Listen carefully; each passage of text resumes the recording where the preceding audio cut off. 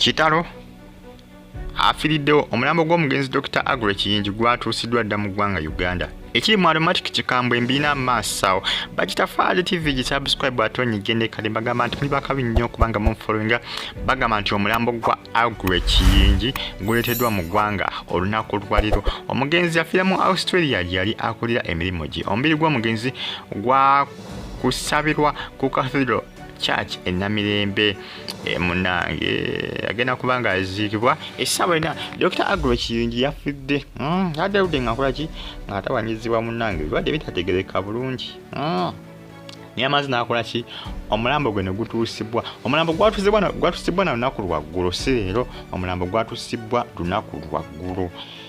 Yes, kasikunisho tikena kapicha linze kabade kaunaku lwaki kaunaku lwaggulu yatusi kade kaunaku lwaggulu yatusibwa naku lwaggulu era nga agenda kubanga aziikibwa essaawa yonna. Maziga gokka mu family ya Dr. Agure Kiyingi maziga agoka. Bakitaffaali TV subscribe atonyigende kale naku lwaggulu yatwalibwa mu church eya Namirembe Cathedral Namirembe Cathedral yabaddeyo naku lwaggulu era nga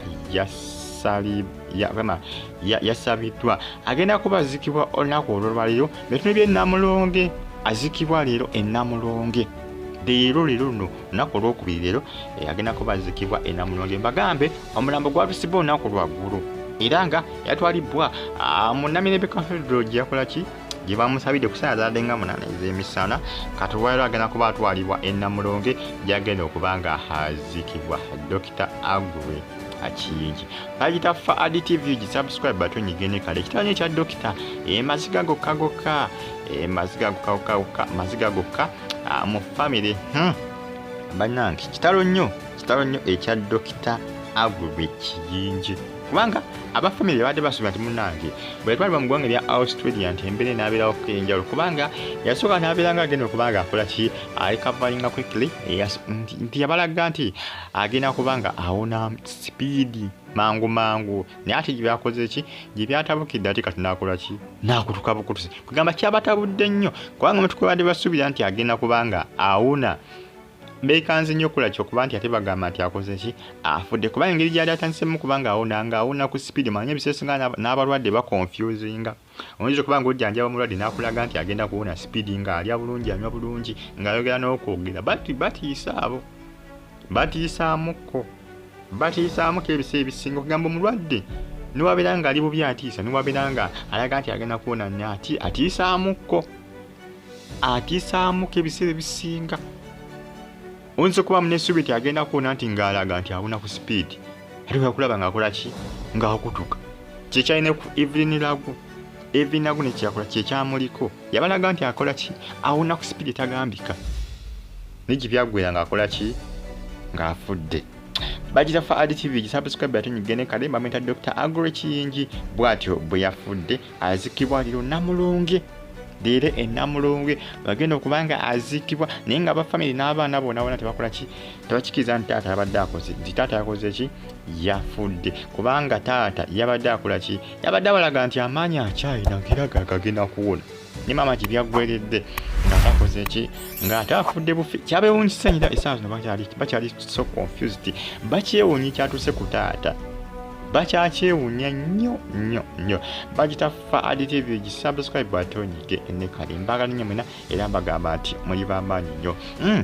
Ekiri mu Aromatic ekikambwe munnange balina firimu empya gye bagenda kubanga baleeta bagiyita U-turn okudda gy'ova U-turn kuba kukyuka n'odda gy'ova kaakati mugenda kulaba ani oyo yakyuka n'adda wa gy'ava ogenda kulaba kye bayita U-turn super owanyanga katabu owulira na ku tayito U-turn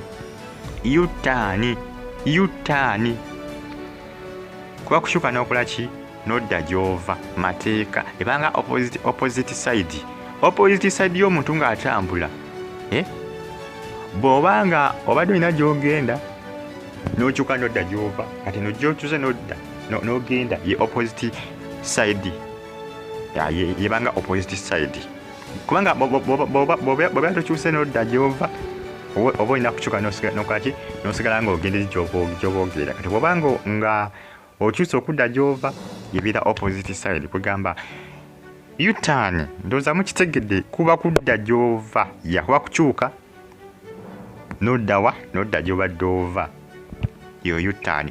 Kekafimu ka Aromatic kapaka bagenda kuba bakola ki bapremieringa era nga ndowooza olengera abo bamu kwaba abazanyi bagenda okubeeramu ab'ettabbu ab'omutawaana munange bamu kwaba abakabi ab'ettabbu abakabi abaana basala omugambo ku social media bagamba nti Nampijja ne Lubowa kugamba Lubowa yeyawula Nampijja Frolence ne Nabatanzi era Nabatanzi kyekyakola kyamujja mu Aromatic anti nga bamulwanira ne bannaaki.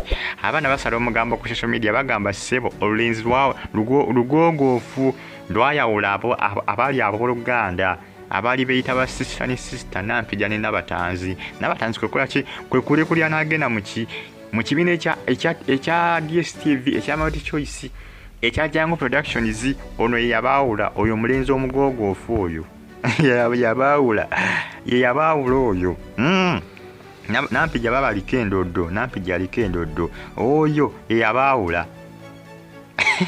Bagita Fadi TV subscribe button nyige ne kade mbere bulungi banaye mbagala nnyo mweraba.